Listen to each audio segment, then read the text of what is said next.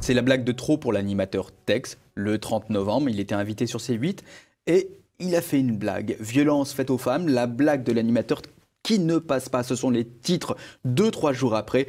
La presse s'est emparée de l'affaire. On va revoir ensemble la séquence. C'est un sujet super sensible, je l'attends. Les gars, vous savez ce qu'on dit à une femme qui a déjà les 2 yeux au beurre noir? Elle est terrible celle-là. On lui dit plus rien, on vient déjà de lui expliquer 2 fois. Les médias vont s'emparer de l'affaire, mais aussi les politiques, notamment Marlène Schiappa, qui va saisir assez rapidement le CSA. Sauf que évidemment, cette saisine du CSA, les politiques qui s'en emparent, ça a du mal à passer et les humoristes vont soutenir l'animateur qui, peu de temps après la saisine du CSA, a été non seulement mis à pied, mais aussi viré de France 2. L'animateur, Tex, animait depuis 17 ans l'émission Les Amours sur France 2.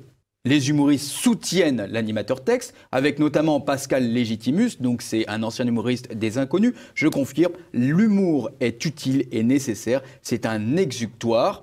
Les humoristes, mais aussi les animateurs de télévision, avec notamment Jean-Luc Reichmann, qui est un animateur qui fait sensiblement le même boulot que Tex.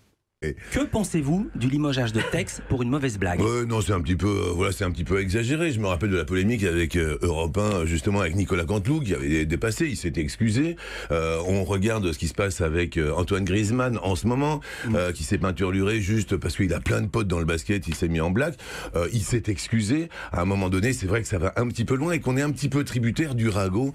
Si Reichmann, en tout cas, soutient l'animateur Tex, ce n'est pas le cas de toute la presse. Et on va retrouver notamment l'humoriste ou journaliste, on ne sait plus trop, Nadia Dame. Ni humoriste, ni journaliste. Ouais. On va retrouver Nadia Dame qui, va dire que non, Tex a fait de l'humour qui était interdit, de l'humour sexiste, et que si dans les années 70 on avait le droit de faire cet humour, on n'est plus dans les années 70, et donc la société évolue, et heureusement qu'elle évolue pour Nadia Dame.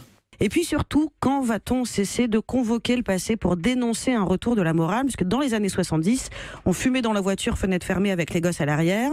Michel Leb imitait l'accent africain en boubou et les enfants mangeaient des gâteaux bamboula au goûter. Vous, je sais pas, mais moi je me sens mieux en 2017 qu'à l'époque. Une bonne fois pour toutes, on peut rire de tout. Si c'est drôle, c'est évidemment un plus, et c'est faux de dire qu'on ne peut plus rien dire, pardon. Ben oui, elle nous dit, cette Nadia Dame, qui est une censeuse. Hein, vous voyez, je peux parler de l'écriture inclusive aussi, cette censeuse. Je pense que les internautes ne vont pas être contents, là, on va avoir des commentaires. On peut rire de tout si c'est drôle. Ben oui, mais alors qu'est-ce qui est drôle? C'est plus ou moins drôle, honnêtement. La blague de Tex, elle est vieille, hein, elle a 10 ans, 20 ans, 30 ans, 40 ans, elle est peut-être pas drôle, elle est peut-être pas de bon goût, sauf qu'elle s'applique à une période où il y a une propagande massive autour de la thématique féministe. Donc il est un peu dans l'air du temps, en étant décalé.